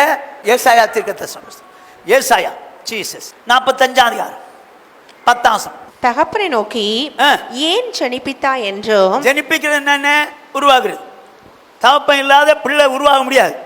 ஜனிப்பித்தா என்றும், தாயை நோக்கி ஏன் பெற்றா என்றும் சொல்லுகிறவனுக்கு ஐயோ. ஆண்டவர் தான் சொல்றாருங்க, நான் சொல்லல. தாயை பார்த்து என்னைக்காவது ஏன் பெத்தன்னு எவனும் எவளும் சொல்லாத. என்னதான் அவங்க வித்தியாசமா இருந்தாலும் தேவன் கொடுத்த தாய்ப்பா. தேவன் கொடுத்த தாய். நீ எல்லாம் இருந்து என்னத்துக்கு சாவு சொல்றியான் பாரு. வயசான தாய சாவுன்னு சொல்றியான் பார்.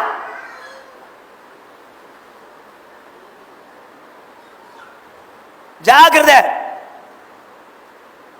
எனக்கு உண்மை ஆச்சரியமா இருந்துச்சுங்க. இந்த பெங்களூர்ல ஒரு சம்பவம் நடந்துச்சு. ஒரு பெரிய பணக்காரன் தான் தாய் இன்வாலிட் ஆகிட்டாங்க, அவ்வளோதான், அவங்களால முடியல. அவங்கள நாய் கட்டி போட்டிருக்கிற ஒரு ரூமுக்குள்ள போட்டு நாய்க்கு தட்டு வச்ச மாதிரி சாப்பாடு வச்ச மாதிரி அந்த ரூம்ல இந்த லேடிக்கும் நாய்க்கு வச்ச மாதிரி வச்சு சாப்பிட வச்சுட்டாங்க. இது வெளியே தெரிஞ்சு கவர்மெண்ட்டுக்கு போயிடுச்சு. அங்கே போலீஸ் டிபார்ட்மெண்ட் போனோன்னு போய் இங்கே கூப்பிட்டு வந்து அவனை அரெஸ்ட் பண்ண போனாங்க. ஆனால் சரிங்க இனிமேல் செய்ய மாட்டேன்னு சொல்லி அவன் இது பண்ணனால விட்டுட்டாங்க. ஒரு நாய்க்கு போடுற இடத்த வச்சிருக்காங்க. ஒரு தாய்க்கு நாய் கட்டி போட்ட இடத்துல சாப்பாடு போடுற மாதிரி தாய்க்கு சாப்பாடு போடுறான். அருமையானே, வயசாகும் போது தாயை என்ன வேணாலும் பண்ணலாம் நினைக்காத. அவங்க பெற்ற தாய் வயசாகும் போது அசட்டை பண்ணாது. நீங்க பாருங்க, நீதிமொழி புஸ்தகம், நீதிமொழிகள் புஸ்தகம் 30வது அதிகாரம் 17ஆம் வசனம். தகப்பனை பரியாசம் பண்ணி தாயின் கட்டளை அசட்டை பண்ணுகிற கண்ணை நதியின் காகங்கள் பிடுங்கும், கழுகின் குஞ்சுகள் தின்னும். என்னவா? தகப்பனை பரியாசம் பண்ணி தாயின் கட்டளையை அசட்டை பண்ணுகிற கண்ணை நதியின் காகங்கள் பிடுங்கும், கழுகின் குஞ்சுகள் தின்னும். எதனால திங்குது? தகப்பனை பரியாசம் பண்றது. தாயின் கட்டளையை அசட்டை பண்ணுகிற கண்ணை நதியின் காகங்கள் பிடுங்கும், கழுகின் குஞ்சுகள் திங்கும். நான் கல்லூரியில் வேலை பார்க்கும்போது இங்கிலீஷ் டிபார்ட்மெண்ட்டில் ஒரு ப்ரொஃபஸர் இருந்தார். அவர் சைக்கிளில் போகும்போது ஒரு காக்கா வந்து கண்ணில் கொத்திடுச்சு. நான் இப்போ ரட்சிக்கப்படலை, எனக்கு இந்த வசனம் தெரியாது. ரட்சிக்கப்பட்ட பிறகு வசனம் தெரியும் போது நான் சென்னைக்கு வந்துட்டேன். அப்போ யோசித்தேன், என்னடா அது, இந்த வாத்தியாரை காக்கா கண்ணில் முடிஞ்சிச்சே. அப்போ அவங்க அம்மாவை அப்படி இன்சல்ட் பண்ணியிருப்பாரோ, தாயின் கட்டளையை அசட்டை பண்ணியிருப்பாரோ, அப்பாவை பரியாசம் பண்ணியிருப்பாரோ. நான் யோசிச்சேங்க. வேதம் அப்படிதான் ஜாகிரதை, தாயின் கட்டளையை அசட்டை பண்ண நதியின் காகம் பிடுங்கும், கழுகின் குஞ்சுகள் திங்கும். போ, ரொம்ப அசட்டை பண்ணாதீங்க. ஏன்னா தாய் வயதானாலும் தாய் தானே, வயதானும் தாய் தானே. அப்போ தாயை தந்தவர் யாரு? நீங்க தாயை அசட்டை பண்ணா யாரை அசட்டை பண்றீங்கன்னு அர்த்தம்? தந்த தேவனை அசட்டை பண்றீங்கன்னு அர்த்தங்க. தந்த தேவனை அசட்டை பண்றீங்கன்னு அர்த்தம். ஜாக்கிரதை, தாயை ஒரு நாள் அசட்டை பண்ணாத. அம்மா சொல்லித்தருது வேதத்துக்கு மாறா இருந்தா கொஞ்சம் விளைவிக்கும். என்ன சொல்றீங்க பிள்ளைகளே? உங்கள் பெற்றோருக்கு அவ்வளவுதான், கத்தருக்கு கீழ்படிங்க, அதுக்கு மாறா இருந்தா கீழ்படியாத. சரி, இப்போ தாய் ஒன்னு கத்தர, ரெண்டாவது ஊழியக்காரர், மூணாவது தாயை. தாயை பார்த்து ஏன் பெத்தான்னு என்னையும் கேட்டுற போறீங்க பிள்ளைகள். அது வயசானவங்களா இருக்கிறது கூட சின்ன பிள்ளைகளா இருக்கட்டும், ஏன் என்ன பெத்தான்னு என்னையும் கேட்டுறாதீங்க. அவனுக்கு ஐயோன்றாரு ஆண்டவர். நாலாவது பாருங்க, 1 தீமோத்தேயுவின் புஸ்தகம் 6வது அதிகாரம் 2ஆம் வசனம். விசுவாசிகளாக எஜமான்களை உடையவர்கள், விசுவாசியாகிய எஜமான்களை உடையவர்கள் தங்கள் எஜமான்கள் சகோதரரா இருக்கிறதுனாலே, தங்கள் எஜமான்கள் சகோதரரா இருக்கிறதுனாலே அவர்களை அசட்டை பண்ணாமல், அவர்களை அசட்டை பண்ணாதீர்கள். எப்படி? விசுவாசி எஜமானா இருந்தால் அவன் கீழே இருக்கிற விசுவாசி அவனை அசட்டை பண்ண கூடாதான்.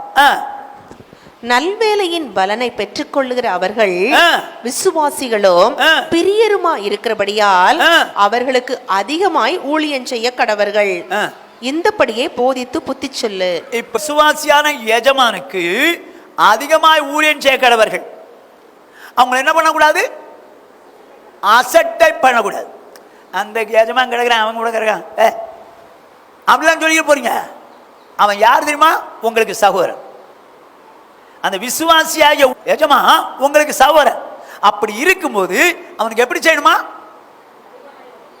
அசட்டை பண்ணாமல் நல்ல எண்ணத்தோடு கூட பலனை பெற்றுக்கொள்ளும்படி நீங்க செய்யணும். இது 4. 1 கர்த்தரை அசட்டை பண்றாங்க, 2 ஊழியக்காரர், 3 தாய, 4 விசுவாசியா இருக்கிற எஜமான். இப்போ அஞ்சாவது, எதை அசட்டை பண்ணுகிறார்கள்? எதை அசட்டை பண்ணுகிறார்கள்? எண்ணாகம் 15வது அதிகாரம் 30வது 31 ஆசனம். அன்றியும் தேசத்திலே பிறந்தவர்கள் ஆகிலும் அந்நியர்களில் ஆகிலும் எவனாவது துணிகரமாய் யாதொன்றை செய்தால் அவன் கர்த்தரை நிந்திக்கிறான். அந்த ஆத்துமா தன் ஜனத்தாரில் இராதபடிக்கு அறுப்புண்டு போக வேண்டும். அவன் கர்த்தரின் வார்த்தையை அசட்டை பண்ணி அவர் கற்பனையை மீறினபடியால் அந்த ஆத்துமா அறுப்புண்டு போக வேண்டும். அவன் அக்கிரமம் அவன் மேல் இருக்கும் என்று சொல் என்றார். இப்ப இந்த ஆத்துமா அறுப்புண்டு போனதுக்கு காரணம் என்ன? வசனத்தை அசட்டை பண்றது. பிரதர் சிஸ்டர், நல்லா கவனிச்சிங்க. நீங்க கர்த்தர் உங்களோடு கூட சபையில பேசுகிற வசனத்தையோ இல்ல நீங்க சபை வீட்டுக்குள்ள இருக்கும்போது படிக்கிற வசனத்தையோ அசட்டை பண்ணாதிருங்கள். அசட்டை பண்ணாதீங்க. சரிங்க, உங்களுக்கு நீங்க வேதத்தின்படி செய்ய முடியல, அப்புறம் ஏன் பைபிள் படிக்கிறீங்க? நீங்க வேதத்தின்படி செய்ய மாட்டேங்கிறீங்கன்னு ஒரு தீர்மானம் எடுத்துட்டீங்க, சரிதானா? சரி, அப்புறம் ஏன் பைபிள் படிக்கிறீங்க? நான் சொல்றது புரியுதா புரியலையா? ஏங்க, பைபிள் படிக்கணும்னாலே எதுக்கு படிக்கணும்? அதை தெரிஞ்சு வாழ்றது தானே படிக்கணும். ஆனா வாழ மாட்டேன்னு தான் தீர்மானிச்சீங்களா, அப்புறம் ஏன் பைபிள் படிக்கிறீங்க? இந்த வசனத்தின்படி வாழ முடியாது, அந்த வசனத்தின்படி வாழ முடியாது, இந்த வசனத்தின்படி வாழ முடியாது, அப்புறம் எதை தான் வாழ்வீங்க? ரட்சிக்கப்பட்ட ஞானம் அது போதாது. அவ்வளவுதான் வசனம் இருக்கா? இதுக்கு மேல இல்லையா? இதுக்கு மேல இல்லையா வசனம்? நீங்க வசனத்தை படிக்கிறதே கீழ்படுறது தானே.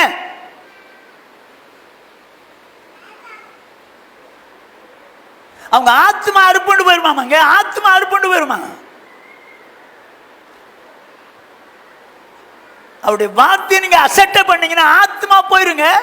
நீதிமொழியின் புஸ்தகம் 13வது அதிகாரம் 13 ஆசனம். திருவசனத்தை அவமதிக்கிறவன் நாசமடைவான், கற்பனைக்கு பயப்படுவனோ பலனடைவான். என்ன நான் சொல்லலைங்க, வேதம் சொல்றது உங்களுக்கு சொல்றேன். திருவசனத்தை அவமதிக்கிறவன் நாசமடைவான், கற்பனைக்கு பயப்படுறவன். அவமதிக்கிறது என்னங்க? கரெக்டா சொல்லுங்க. அது கீழ்ப்படியாம தெரியுமா? வசனம் தெரியுமா? தெரியும். அப்ப கீழ்ப்படியல என்ன அர்த்தம்? அவமதிக்கிறாங்கன்னு அர்த்தம். அவன் என்னவா? ஆத்மா அறுப்புண்டு போ. ஆத்மா யோசிக்கவே இல்லையே. நான் இந்த வசனத்துக்கு தானே கீழ்ப்படியல, அந்த வசனத்துக்கு தானே கீழ்ப்படியல. ஆண்டவர் சொன்னா அது வசனம் தான், இது வசனம் தான், எல்லாமே தான் கீழ்ப்படியணும். ஆனா இது எனக்கு கடினமான உபதேசம், என்னால முடியாது அப்படித்தானே சொல்றீங்க. அப்படி சொல்லி நீங்க செய்யலன்னு வைங்க, நீங்க செய்யலன்னு வச்சுங்க, என்ன நடக்கும் தெரியுமா? வாசிங்க எபிரேயர் 3வது அதிகாரம். எதுக்குங்க பைபிள் படிக்கிறீங்க? உங்களுக்கு செய்ய முடியலன்னா சும்மா நாளும் பைபிளை படிச்சு ஆசீர்வாதத்துக்காக, ஆசீர்வாதத்துக்காக பைபிள் படிக்கணும். பைபிள் படிக்கணும், வாழணும். எபிரேயர் 3வது அதிகாரம் 18-19. பின்னும் என்னுடைய இடைப்பாறுதல் பிரவேசிப்பது இல்லை என்று அவர் யாரை குறித்து ஆணையிட்டார்? தேவனே சொல்றார், என்னுடைய இடைப்பாறுதலில் பிரவேசிப்பதில்லை அவங்க அப்படின்னு சொல்லி யாரை குறித்து ஆணையிட்டார்? கீழ்ப்படியாதவர்களை குறித்தல்லவா? ஓ, வசனம் படிக்காதவர்களை குறித்தல்லவா? இல்ல, வசனம் தெரியாதவர்களை குறித்தல்லவா, வசனம் கீழ்ப்படியாதவர்களை குறித்து. அப்போ கீழ்ப்படியாதவர்களை குறித்து தேவன் சொல்றாரு, அவங்க அதுல பிரவேசிப்பதில்லை. என்னுடைய இளைப்பாறுதல், அவருடைய இளைப்பாறுதல் எது? பரதீசு, பரலோகம் இல்ல, பரதீசு. பரதீஸ் தான் அவருடைய இளைப்பாறுதல். சொல்லிட்டு அடுத்த வசனத்தை வாசிங்க. ஆதலால் அவிசுவாசத்தினாலே அவர்கள் அதில் பிரவேசிக்க கூடாமல் போனார்கள் என்று பார்க்கிறோம். ஓஹோ, அப்ப எதனால தேவனுடைய இளைப்பாறுதலாகிய அந்த பரதீசுல ஏன் போக முடியல? அவருடைய அவிசுவாசம்னா வசனத்தின்படி செயல்படாம போனதுனால, அவிசுவாசிக்கிறதுனால தாங்க செயல்பட முடியல. அப்ப வசனத்தின்படி செயல்படாதனால்தான் பரதீசுக்கே போக முடியல. பரதீசுக்கு போக முடியலன்னா பரலோகத்துக்கு எப்படி போவான்? அவருடைய வார்த்தையை அசட்டை பண்ணாதீங்க, படிங்க. படிச்சீங்கன்னா நீங்க சொல்லுங்க, ஆண்டவரே இந்த வசனத்தின்படி வாழ்றேன், ஒப்பு கொடுங்க, சொல்லுங்க. இன்னைக்கு இல்லைனாலும் என்னைக்காவது நான் கர்த்தர் செய்யறதுக்கு பலம் தருவார். இதெல்லாம் நம்மளால முடியாதுங்க, இதெல்லாம் நான் செய்ய முடியாதுங்க சொல்லாத. அதுக்கு ஏன் வசனம் படிக்கிற நீ? அதுக்கு ஏன் வசனம் படிக்கிற? என்ன தேவஜனங்கள்! பழைய ஏற்பாட்டு காலத்தில் கவனமாக கேளுங்க, ஆண்டவர் அப்படி செஞ்சிருந்தா நம்ம எல்லாம் உயிரோடு இருக்க மாட்டோம். என்னன்னு பாருங்க, வாசிங்க. ஏசாயா 5வது அதிகாரம் 24-25. இது நிமித்தம் அக்கினி சுவாலை வைக்கோலை பட்சிப்பது போலவோ, செத்தையானது நெருப்புக்கு இரையாகி எரிந்து போவது போலவோ, அவர்கள் வேர் வாடி அவர்கள் துளிர் தூசியை போல் பறந்து போகும்.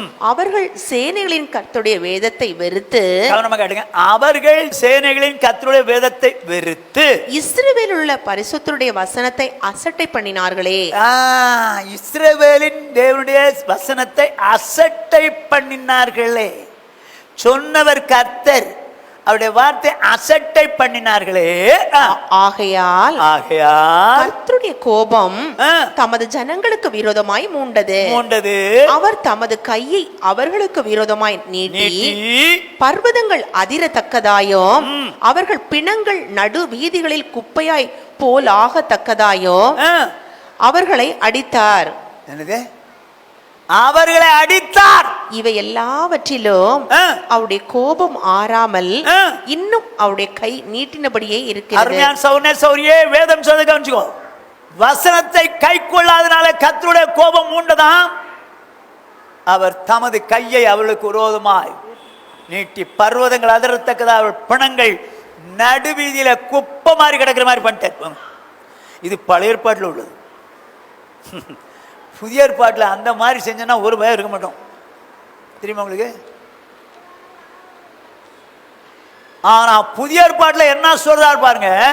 யோவான் 12வது அதிகாரம் 47வது 48வது வசனங்கள். ஒருவன் என் வார்த்தைகளை கேட்டு விசுவாசியாமற் போனால், அப்படின்னா செயல்படாமல் போனால், ஒருவன் என் வார்த்தை கேட்டு செயல்படாமல் போனால் அவனை நான் நியாயம் தீர்ப்பதில்லை.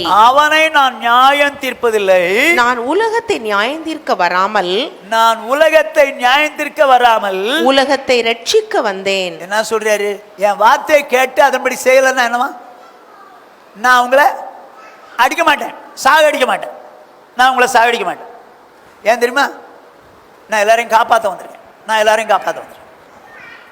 ஆனா என் வார்த்தையை கேட்குறாங்களா? விசுவாசிக்க மாட்டேங்கிறாங்களா? பழைய ஏற்பாட்டில் விசுவாசிக்கலாம் உடனே அடிதானே.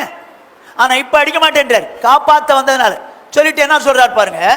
என்னை தள்ளி என் வார்த்தைகளை ஏற்றுக்கொள்ளாதவனை நியாயந்திருக்கிறது ஒன்று இருக்கிறது. நான் சொன்ன வசனமே அவனை கடைசி நாளில் நியாயந்திருக்கும். என்னை தள்ளி என் வார்த்தைகளை ஏற்றுக்கொள்ளாதவனை நியாயந்திருக்கிறது ஒன்று இருக்கிறது. நான் சொன்ன வசனமே அவனை கடைசி நாள். இப்ப நான் ஒண்ணும் சொல்ல மாட்டேன்பா. பழைய ஏற்பாட்டில் தான் அப்படியே அடிப்பேன், நீங்க கீழ்ப்படியில் தான் அடிப்பேன். ஆனா நான் இப்ப ஒண்ணுமே செய்ய மாட்டேன், நான் உங்களை காப்பாற்ற வந்திருக்கேன். ஆனா ஒண்ணு, நீ வசனத்துக்கு கீழ்ப்படியலன்னா என்ன ஆண்டவர் ஒண்ணுமே செய்யலையே, செய்ய மாட்டாரு. நான் இவ்வளவு வசனத்துக்கு கீழ்ப்படியலையே, நீ ஒண்ணுமே செய்யலையே, செய்ய மாட்டாரு. ஏன் செய்யல தெரியுமா? உன்னை காப்பாத்துறதுக்கு வந்திருக்காரு. ஆனால் நியாய தீர்ப்பு வரும்போது அன்னைக்கு பாத்துக்கிறேன். நீ என்னெல்லாம் வசந்தி கீழ்ப்படியாம போன அன்னைக்கு நான் பாத்துக்கிறேன். ஜாகிரதை சௌரியே, இன்னைக்கு கீழ்ப்படியல் அன்னைக்கு பார்த்து என் வசந்தின்படி வாழ உனக்கு விருப்பம் இல்லை.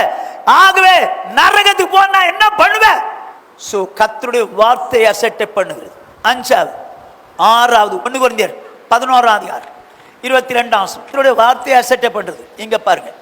புசிக்கிறதற்கும் குடிக்கிறதற்கும் உங்களுக்கு வீடுகள் இல்லையா? இப்போ பவுல் சபைக்கு பார்த்து சொல்றாரு, சாப்பிடுறதுக்கும் குடிக்கிறதுக்கும் உங்களுக்கு வீடு இல்லையா? வீட்டுல நீங்க சாப்பிட்டுக்கலாமே, வீட்டுகளை குடிச்சுக்கலாமே. தேவனுடைய சபையை அசட்டை பண்ணி இல்லாதவர்களை வெட்கப்படுத்துகிறீர்களா? உங்களுக்கு நான் என்ன சொல்லுவேன்? இதை குறித்து உங்களை புகழ்வேனோ? புகழேன். ரைட்டுங்க. எதை குறித்து சொல்றாருங்க? இது கர்த்தருடைய பந்தியை குறித்து சொல்றாரு. கொரிந்து சபையில என்ன பண்ணிட்டாங்க? அவன் சாப்பாடை கொண்டு வந்து மொத்தமா உட்காந்து அவன் சாப்பிடுறான். இதுவா பந்தி? அதுக்கப்புறம் தான் அடுத்தாப்புல சொல்றாரு பந்தின்னா என்னன்னு சொல்லி பின்னால சொல்றாரு. ஆனா என்ன சொல்றாரு? புசிக்கிற குடிக்கிறதுக்கு வீடு இல்ல. தேவனுடைய சபையை அசட்டை பண்ணுகிறீர்களே. எப்படி அசட்டை பண்றாங்கன்னு சொல்லுங்க பாப்போம். இப்போ தேவனுடைய சபையை அசட்டை பண்ணுகிறீர்களே. எப்படி அசட்டை பண்றாங்கன்னு சொல்லுங்க. இல்லாதவனை வெட்கப்படுத்துறியே. நீ பிரியாணி சாப்பிடுற, அவன் கஞ்சி குடிக்கிறான், அவனை வெட்கப்படுத்துறியே. யூனிஃபார்ம் ஆயிரு, சபையில எல்லாம் ஒழுங்காயிரு. அதனாலதான் அவருடைய ரத்தத்தையும் அவருடைய சரீரத்தையும் உட்கொள்ளுங்க. ஆனால் என்ன நடக்குது? சபையை அசட்டை பண்றவன் என்ன பண்ணுவான்? இல்லாதவனை வெட்கப்படுத்துவான். இல்லாதவனை வெட்கப்படுத்துவான். இப்ப புரிய மாதிரி சொல்றேன். காமராஜர் ஏங்க யூனிஃபார்ம் கொண்டு வந்தாரு? சீருடை ஏன் கொண்டு வந்தாரு? ஏழை பணக்காரன் இருக்கக்கூடாதுதான். அப்படிதானா? சபைக்குள்ள நீ டிஃபரன்ஸ் காமிக்கணுங்கிறதுக்காக நல்லா போட்டு நல்லா பட்டு கட்டி வந்தான்னா அடுத்த விசுவாசி, ஏழை விசுவாசி என்ன நினைப்பான்? உன்னால இடருவானே, சபைக்கு இடர் உண்டாக்குறியே.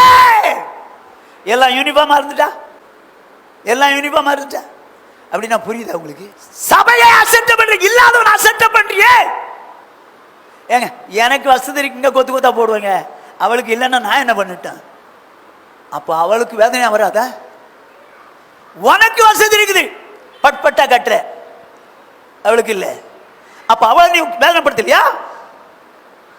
சபையை அசட்டை பண்ணாத. எல்லாரும் சிம்பிளாவா எளிமையா இருக்கணும். சபை எனக்கு வசதி இருக்குங்க, நான் போடுவேங்க, நீ போடுறதுனால யாரையும் அசட்டை பண்ற, சபையை அசட்டை பண்ற. அவனுக்கு தான் இல்லையே, அவன் தான் போட மாட்டேன்னு இருக்கிறானே. சரி, எப்படியோ இது சபையை அசட்டை பண்றது. கடைசியா சொல்லி முடிச்சிடறேன் வாங்க. 106ஆம் சங்கீதம் 24ஆம். அவருடைய வார்த்தையை விசுவாசியாமல் இச்சிக்கப்படத்தக்க தேசத்தை அசட்டை பண்ணினார்கள். இது என்னங்க? அவருடைய வார்த்தைனா அது ஆண்டவருடைய வார்த்தை. என்ன கொடுக்குறேன்னாரு? பாலும் தேனும் ஓடுகிற கானான் தேசம் தான் அது. இச்சிக்கப்படத்தக்க தேசம். அந்த தேசத்தை என்ன பண்ணிட்டாங்களா? அசட்டை. நமக்கு ஒரு தேசம் கொடுப்பாரா? பரலோகம் கொடுப்பாரா? அன்னைக்கு அங்க பாலும் தேன் தான் ஓடிச்சுது. இப்போ பொன்னகர் வீதி, அங்கே தங்கத்தினால்தான் வீதியே, அந்த நகரமே பொண்ணு. அங்க என்ன இல்லை? பசி இல்லை, தாகம் இல்லை, வெயில் இல்லை, உஷ்ணம் இல்லை, எதுவுமே இல்லை. அப்படிப்பட்ட ஒரு நகரத்தை வச்சிருக்கிறார். ஆனால் அன்றைக்கு பாலும் தேனும் ஓடுகிற தேசத்தை அசட்டை பண்ணாங்களா? இன்றைக்கு ஆவிக்குரிய உலகத்துல பரலோகத்தை உனக்கு எனக்கு வச்சிருக்கிறாரு. உனக்கு எனக்கு எத்தனை, ஐயோ இந்த தேசத்துக்கு போய் ஆகணுமே, இந்த தேசத்தை நான் குடி போகணுமே அப்படிங்கிற ஆர்வம் உனக்கு இருக்கு. அதை அசட்டை பண்ணிட்டீங்க. அதனால உன் இஷ்டத்துக்கு வாழ்ற, அதனால உன் விருப்பப்படி வாழ்ற. அந்த தேசத்தை நான் அடைஞ்சே ஆகணும்னு என்னக்கா நினைக்கிற? இல்லீங்களே. பரலோகத்துக்கு போகணும், என் ஆண்டவருடைய சமூகத்தில் அந்த ராஜ்யத்தில் நான் இருக்கணும்னு நினைச்சு அதைத்தான் நீ அசட்டை பண்ணிட்டு வயசத்துக்கு வாழ்ல. எப்படி போவ? பாலும் தேனும் ஓடுகிற தேசத்தை தான் அசட்டை பண்ணாங்க. ஆனா இன்றைக்கு ஆவிக்குரியவர்கள் பரலோகத்தையே அசட்டை பண்றாங்க.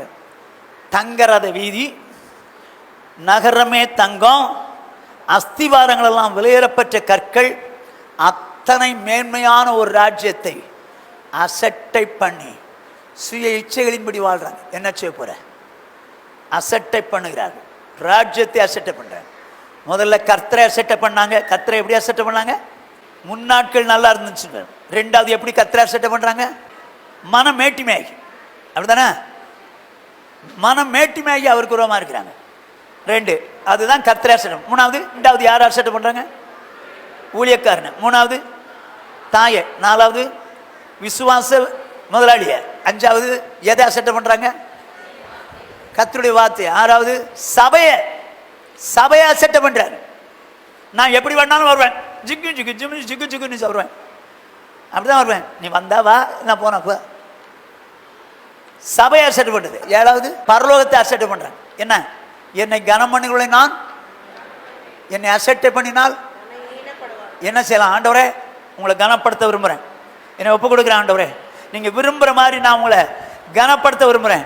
ஆனால் ஒரு நாள் அசட்டை பண்ண மாட்டேன். ஆண்டவர் எல்லாரும் கர்த்தரை நோக்கி பார்க்கலாமா? எல்லாரும் ஆண்டவர் நோக்கி பார்க்கலாமா? ஒரு ரேகா தானா ராபா எல்லாரும் முழங்கால் பிடிக்கும். ஆண்டவர் நோக்கி பார்க்கலாமா? ஆண்டவரே நான் உங்களை அசட்டை பண்ண விரும்பலப்பா. ஆண்டவரே, ஊழியக்காரரை அசட்டை பண்ண விரும்பல, சபையை அசட்டை பண்ண விரும்பல, தாயை அசட்டை பண்ண விரும்பல. ஆண்டவரே, அதோடு மாத்திரமல்ல, ஆண்டவரே, விசுவாச எஜமான அசட்டை பண்ண விரும்பல, கர்த்தருடைய வார்த்தையை அசட்டை பண்ண விரும்பல, சபையை அசட்டை பண்ண விரும்பல, இச்சிக்கப்படத்தக்க தேசத்தையும் அசட்டை பண்ண விரும்பல. ஆண்டவரே, இது அனைத்து அவரால் உண்டானதுங்க. நீங்க இதெல்லாம் அசட்டை பண்ணீங்கன்னா அவரையே அசட்டை பண்றீங்க. அனைத்தும் அவரால் உண்டானது. இப்ப என்ன செய்யலாம்? ஆண்டவரே, நான் அசட்டை பண்ண மாட்டேன், நான் கனப்படுத்த விரும்புகிறேன், உண்மை கனப்படுத்த விரும்புகிறேன்.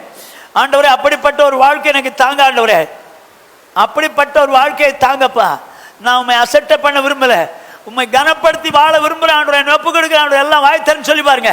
ஆண்டவரே, நான் எந்த சூழ்நிலையும் நாங்கள் கற்றுக்கொண்ட காரியத்தில் யார் எப்படி எப்படியெல்லாம் அசட்டை பண்ணாங்க, ஆண்டவரே, அதனால உண்டான நஷ்டம் என்ன? ஆண்டவரே, நான் அப்படி காரியத்தை கற்றுக்கிட்டோம். ஆனால் இன்றைக்கு சொல்கிறேன்ப்பா, உங்களை கனப்படுத்துவதற்கு என்னை மனப்பூர்வமாக ஒப்பு கொடுக்குறேன், கனப்படுத்துவதற்கு ஒப்பு கொடுக்குறேன். வாயை திறந்து அசைச்சு சொல்லுங்க, வாயை திறந்து அசைச்சு சொல்லுங்க. நான் உங்களை கனப்படுத்துவேன். ஆண்டவரே, உங்களை கனப்படுத்துவேன். நான் ஒரு நாள் அசட்டை பண்ண மாட்டேன். இன்றைக்கு நான் செய்யும் இந்த தீர்மானத்தை என்றைக்கும் காத்திட ஆவியால் நிரப்பும். சொல்லுங்க பாபா. இன்றைக்கு நான் செய்யும் இந்த தீர்மானத்தை என்றைக்கும் காத்திட ஆவியால் நிரப்பும்.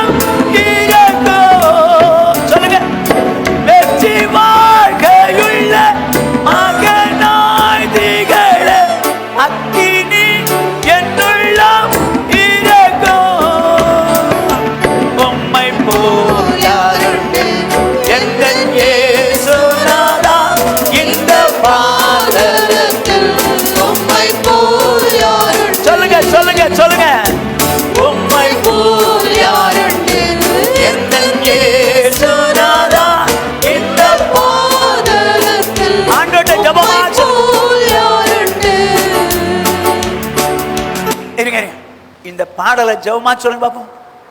இன்றைக்கு நான் செய்யும் இந்த தீர்மானத்தை என்றைக்கும் காத்திட கிருபைதார். நான் வெற்றி வாழ்க்கை வாழ விரும்புகிறேன் ஆண்டவரே, அப்படி வாழ என்ன ஒப்பு கொடுக்கிறேன். திரும்ப பாடலாமா? இன்றைக்கு நான் செய்யும் இந்த தீர்மானத்தை என்றைக்கும் காத்திட ஆவியால் நிரப்பும்.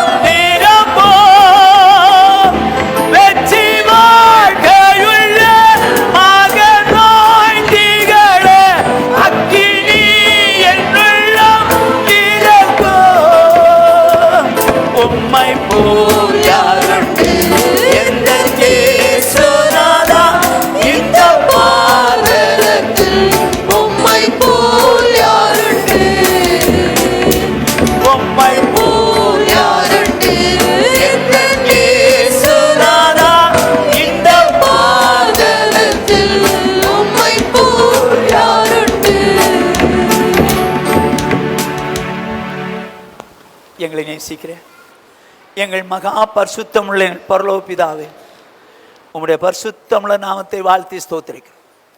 இந்த அருமையான நல்ல நாளிலும் கூட தேவன் எங்களை அழைத்து வந்து ஆராதிக்க உதவி செய்தீர். அசட்டை பண்ணாதே என்ற தலைப்பின் கீழே கர்த்தரை, ஊழியரை,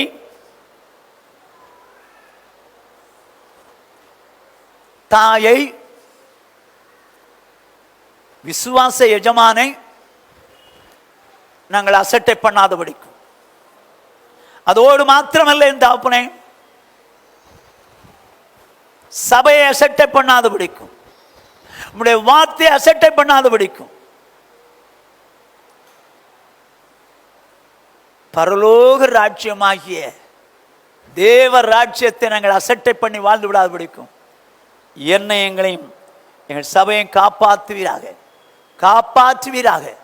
உங்க கரத்தில் கொடுக்குற ஆண்டவரே, கடைசி மட்டும் நாங்கள் அசட்டை பண்றதா இல்லை, உங்களை கனம் பண்ணுகிறவர்களா இருக்க எங்களுக்கு உதவி செய்வீராக. உங்களை கனப்படுத்தி வாழ எனக்கு எங்களுக்கு கர்த்தர் கிருபை தருவீராக. என்னை எங்களை ஒப்புக் கொடுக்கிறோம். வந்து எல்லாரையும் ஆசீர்வதித்து அனுப்புங்க. இயேசு கிறிஸ்து இந்த வாரத்தில் வந்தால் அவரை சந்திக்க எங்களை எல்லாரையும் ஆயத்தப்படுத்துங்க. இயேசு கிறிஸ்து என்ப நாமத்தில் பிதாவே. என் ஆத்துமாவே கர்த்தரை ஸ்தோத்திரி, என் முழுவதுமே பரிசுத்த நாமத்தை ஸ்தோத்திரி. என் ஆத்துமாவே கர்த்தரை ஸ்தோத்திரி, அவர் செய்த சகல உபகாரங்களை மறவாதே. ஆமென். நம்முடைய கர்த்தராகிய இயேசு கிறிஸ்துவினுடைய கிருபையும் பிதாவாகிய தேவனுடைய அன்பும் பரிசுத்த ஆவியானுடைய ஐக்கியம் அன்யோன்யம் ஆறுதலும் சமாதானமும் இன்றும் என்றும் நம்மனவரோடும் உலகில் உள்ள சகல பரிசுத்தங்களோடு காப்பதாக. ஹல்லேலூயா, ஹல்லேலூயா, ஹல்லேலூயா.